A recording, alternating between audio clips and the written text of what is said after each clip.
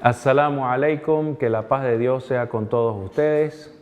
Les damos la bienvenida a un programa más de La Voz del Islam, que es una producción que tiene por objeto presentarle a usted, señor televidente, lo que es el Islam, lo que es su fe, su cultura, su civilización y el aporte que hace a la historia de la humanidad. Estamos con una serie de programas que hablan sobre la Sharia islámica ahora, tratando de mostrarle a la gente cuál es la esencia de la Sharia islámica, tratar de aclarar ciertos conceptos que están equivocados. Por ejemplo, la gente erradamente piensa que los musulmanes consideran a la Sharia islámica como algo monolítico, completamente de origen divino y que es irrefutable y que no evoluciona.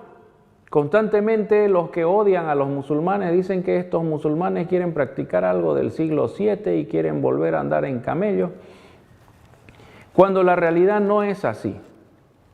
La Sharia islámica es un cuerpo de leyes que tiene algunas de sus fuentes o sus orígenes en revelación divina, pero en general es una legislación como cualquier otra legislación que tiene sus aciertos, tiene sus errores. Los seres humanos actúan de forma efectiva, influyen en los veredictos, en los preceptos que se puedan emitir, y la Sharia está susceptible a los cambios de tiempo, a los cambios también de zonas, ¿sí? Lo que pueda ser correcto, aceptable en algunos lugares, no es aceptable en otros, en fin. Estamos aquí tratando de aclarar estas fallas que algunos eruditos cometen al estudiar la Sharia islámica y algunos también conceptos errados que tratan de difundir a aquellas personas que odian a los musulmanes, ¿sí? Y tratan de justificar su odio atacando a la ley que quieren seguir los musulmanes. En fin, estamos hablando sobre el derecho en el área de las transacciones y hoy, Dios mediante, inshallah, vamos a hablar sobre lo laboral, es decir, las disposiciones de la Sharia que son equivalentes al derecho laboral. Es necesario, antes de continuar con el programa, darle la bienvenida al profesor Israel, como siempre acompañándonos en este programa, agradecerle siempre. Assalamu alaikum, profesor, ¿cómo está usted? ¿Qué nos cuenta que hay de nuevo para este programa de hoy? Alaikum salam, Shaisa, y gracias nuevamente por invitarme a participar en La Voz del Islam. Ahora tenemos el tema sobre el derecho laboral en el Islam y nos han llegado bastantes consultas sobre este tema. El primero que viene es el siguiente: ¿el Islam permite la esclavitud? Muy interesante la pregunta. Primero que nada, debemos ver que los seres humanos, ¿sí?, son dueños de su tiempo, son dueños de su esfuerzo, son dueños de su conocimiento, de sus pensamientos. En fin, los seres humanos son propietarios de muchas cosas, los bienes que poseen y también todo esto que acabamos de mencionar.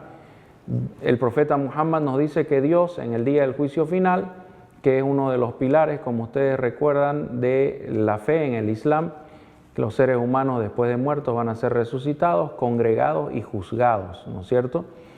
En el día del juicio final nos dice el profeta Muhammad que la persona va a ser interrogada, va a ser cuestionada sobre el tiempo libre que tuvo y en qué lo usó. Va a ser interrogada sobre la fuerza que Dios le dio y en qué la utilizó.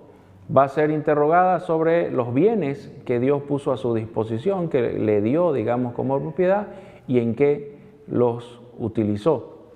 Entonces vemos que así como el hombre es propietario, es dueño de bienes, también es dueño de su tiempo y es dueño de su esfuerzo. Y por eso mismo es que Dios lo va a interrogar sobre eso y será responsabilizado, ¿sí?, por lo que haya dedicado, digamos, de su inteligencia, de su conocimiento, de su tiempo y de su esfuerzo en las distintas actividades. También nos dice el Sagrado Corán que a las personas que combaten a los creyentes se le va a ir como la ceniza, como el polvo en el viento, todo su tiempo y su esfuerzo, y van a estar en quiebra, ¿no es cierto? Entonces van a estar desperdiciando todo lo que Dios le dio para combatir a gente buena, a gente creyente. En fin, ante esto vemos que los seres humanos desde tiempos antiquísimos, de forma injusta, de forma prohibida por Dios, capturan a otras personas, a otros seres humanos, y los convierten en bienes, es decir, los deshumanizan, los convierten en un bien, una propiedad, y también se apropian de la inteligencia de esa persona, se apropian de su tiempo, se apropian de su esfuerzo. La persona capturada, convertida en un bien y que es expropiada de su tiempo, su inteligencia, su fuerza física, a esa persona se la denomina esclavo. Y a la persona que realiza la acción de expropiarle a otros sus bienes, su tiempo, su esfuerzo, se llama esclavista, o también se lo llama amo, ¿no es cierto? Se hacen llamar amos. En fin, este tipo de acción es un pecado en el Islam. Nos dice el califa Omar, uno de los discípulos más importantes del profeta Muhammad, que Dios creó a los seres humanos y los hizo nacer libres, y que ¿quiénes son los musulmanes? ¿Quiénes son sus asistentes? Él se refería a sus asistentes en ese momento. ¿Quiénes son ustedes?, les decía, para convertirlos en esclavos, siendo que Dios los hizo nacer libres. Sus madres los parieron libres, les dijo. ¿Quiénes son ustedes para esclavizarlos? Entonces, el Sagrado Corán, la Sunna del profeta Muhammad nos muestran que el ser humano tiene justo derecho a su propiedad privada, tiene justo derecho a su fuerza física, a su inteligencia, a su habilidad, a su tiempo, y Él los administra y los explota como vea conveniente. Y por eso mismo, por esa misma libertad que tiene el ser humano, intrínseca, innata, es que en el día del juicio final se nos va a interrogar y seremos responsabilizados por lo que hicimos con nuestro tiempo, con nuestra fuerza física, con nuestras habilidades, con nuestra propiedad privada. Entonces, profesor, llegamos a la siguiente conclusión. El Islam prohíbe esclavizar a los demás. El Islam prohíbe quitarle a alguien su condición de humano, quitarle a alguien sus bienes, quitarle su habilidad, su fuerza física, su tiempo, es decir, quitarle la condición de ser el dueño de su tiempo y esfuerzo. Entonces, ¿cómo es que en el pasado vemos que algunos musulmanes trataban con esclavos y en algunos casos se dio la existencia de esclavos en la sociedad musulmana? Incluso a manera de anécdota contamos que en alguna época en el Islam hubo reyes esclavos. Es un poco contradictorio, es interesante, pero ellos eran reyes, gobernaban Egipto y al mismo tiempo eran esclavos de alguien más, los famosos reyes mamelucos. La condición de esclavo se le puede aplicar a ciertos sujetos, a ciertos individuos, como una pena, como un castigo por agredir a los demás, por atacar al resto de los miembros de la sociedad.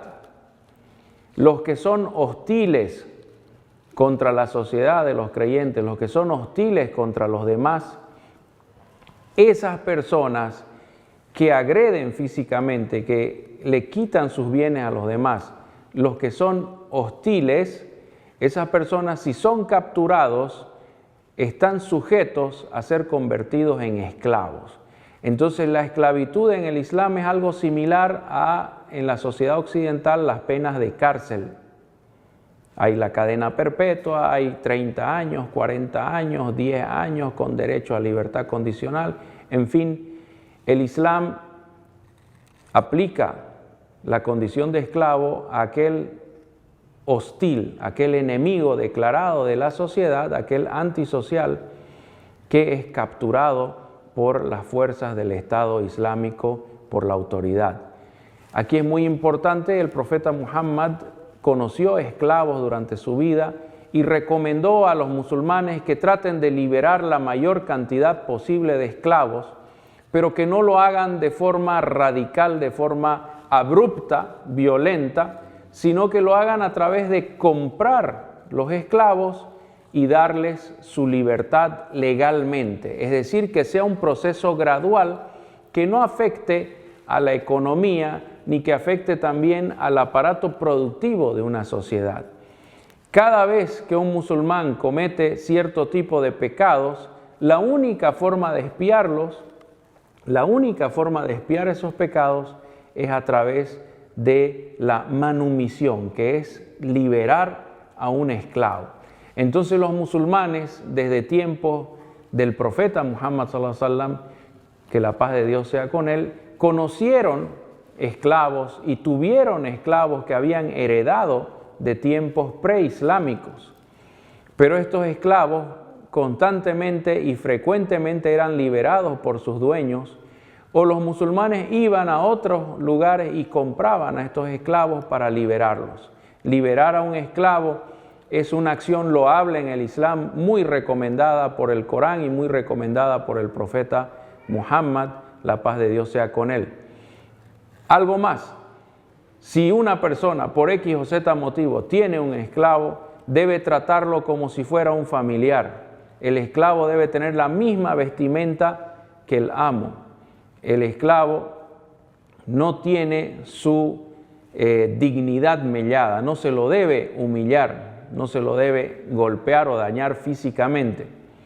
Y tras que haya la oportunidad se debe liberar a este esclavo. Mejor si uno lo hace directamente. Todos los primeros musulmanes se les incitó a que liberen a sus esclavos voluntariamente. Entonces, ese es el tema de la esclavitud. Es algo complejo que exige un poco más de tiempo, tal vez, profesor, pero en general es prohibido esclavizar a la gente.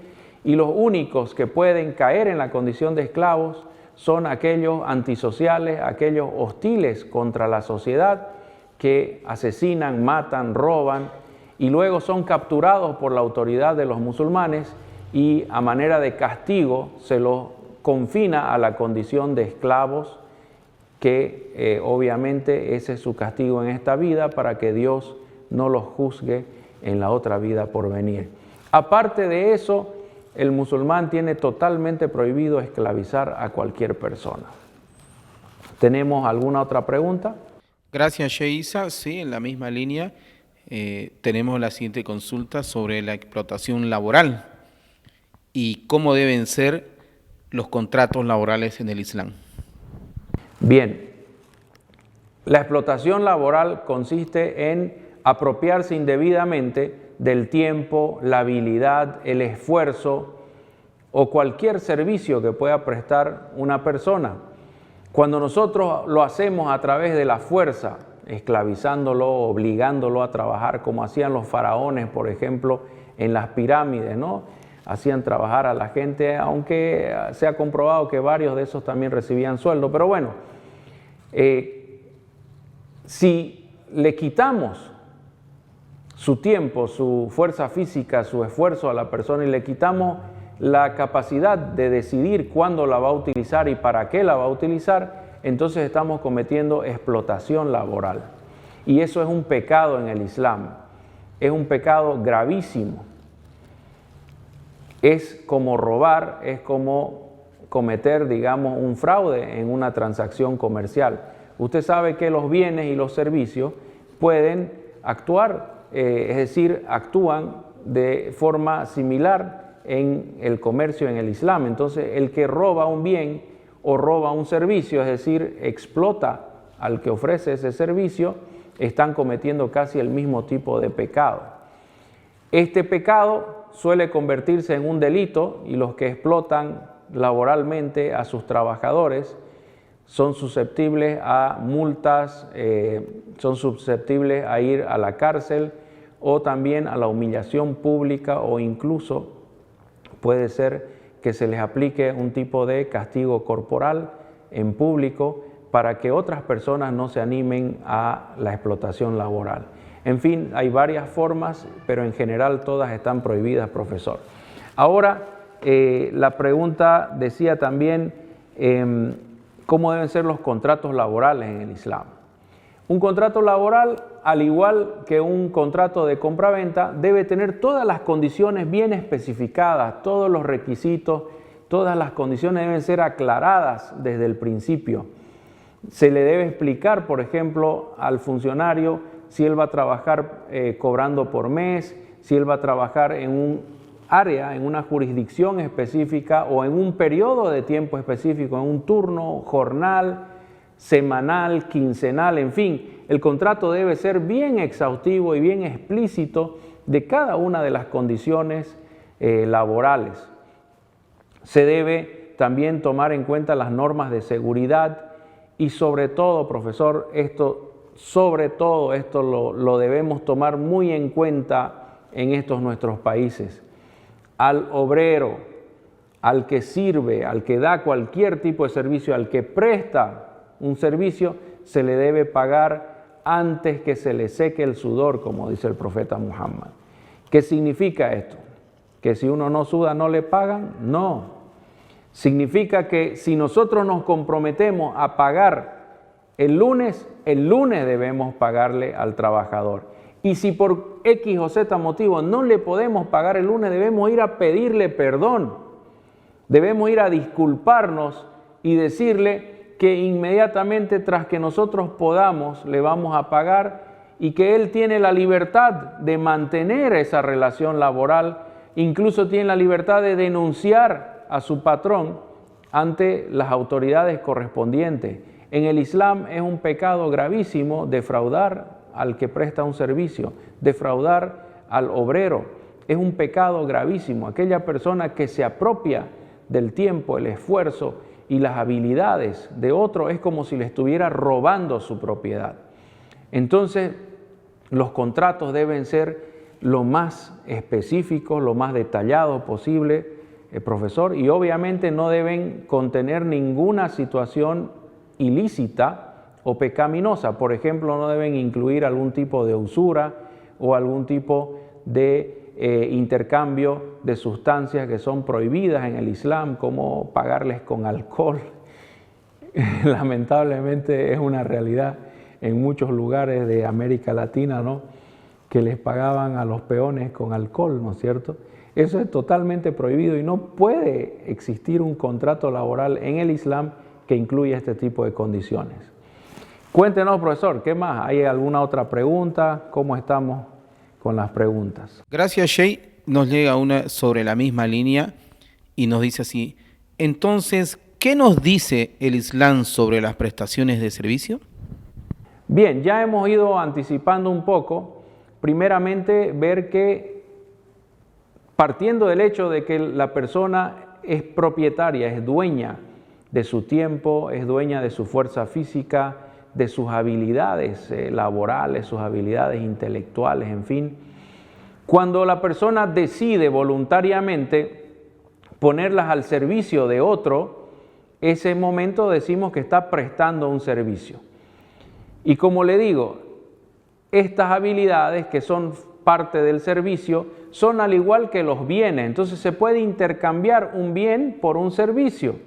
Es decir que los contratos de servicio son permitidos en el Islam. Yo, por ejemplo, puedo solicitar el servicio de un instructor que me enseñe a mí a conducir un vehículo y yo a cambio le puedo pagar con un bien, es decir, con dinero, le puedo pagar por ejemplo, con alimento, o también yo le puedo dar un servicio a la vez, le puedo dar un servicio como pago por su servicio. Entonces, volvemos y decimos, ¿no?, que este tipo de transacciones son libres en el Islam, siempre y cuando no encierren algún tipo de usura, algún tipo de fraude, etc. Entonces, los servicios son permitidos en el Islam, los contratos de prestación de servicio son igual que los intercambios de bienes, debe ser remunerado el servicio, pero la persona también, como es dueña de su tiempo, de su esfuerzo, también tiene derecho, ¿sí?, de donar sus servicios, regalarlos.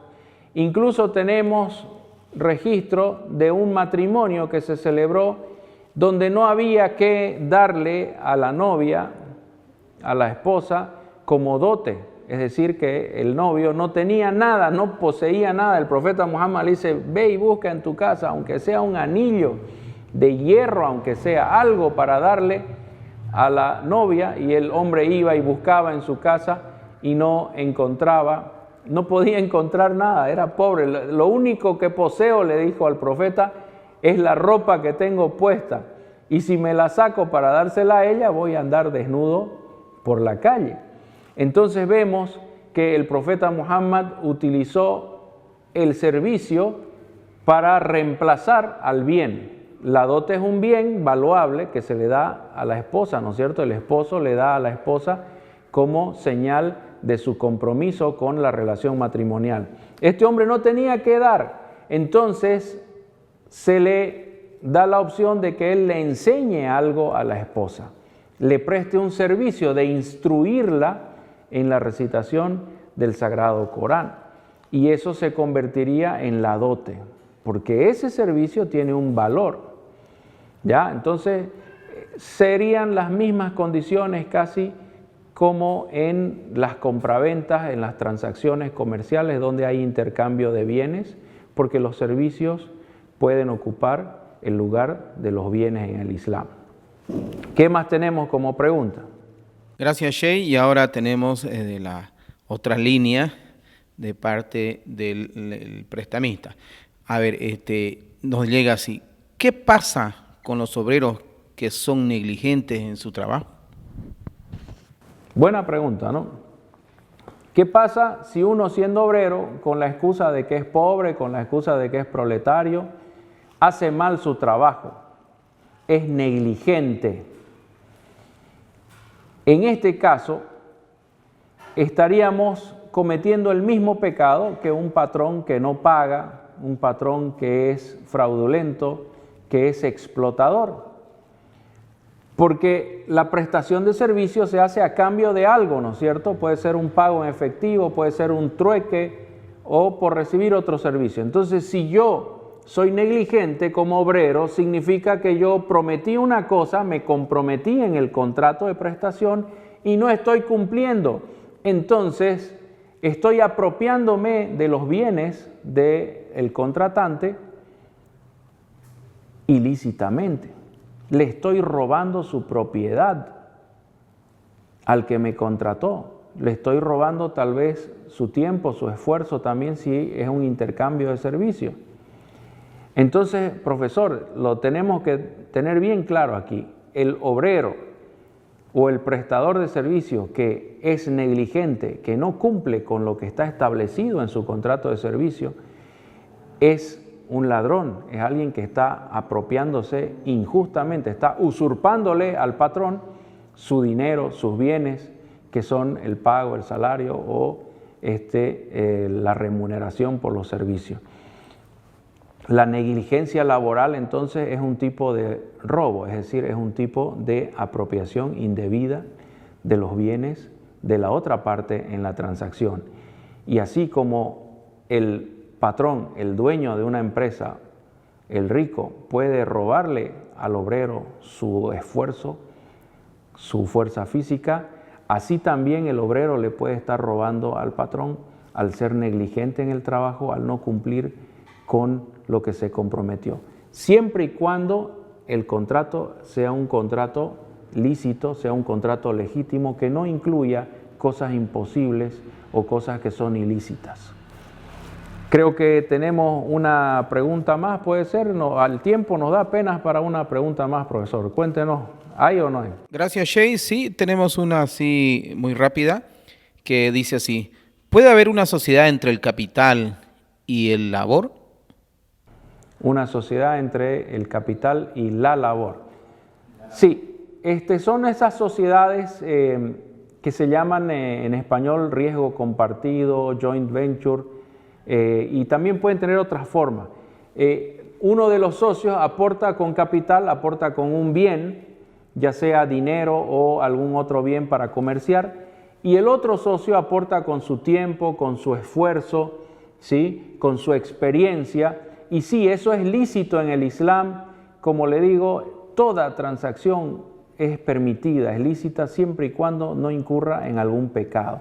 Entonces sí puede haber sociedad entre capital y labor. El Islam promueve ese acercamiento entre los ricos y los que no tienen dinero a través del emprendimiento conjunto. Y obviamente, si hay pérdida, si esta sociedad o esta empresa de riesgo compartido incurre en pérdidas, las pérdidas deben ser compartidas.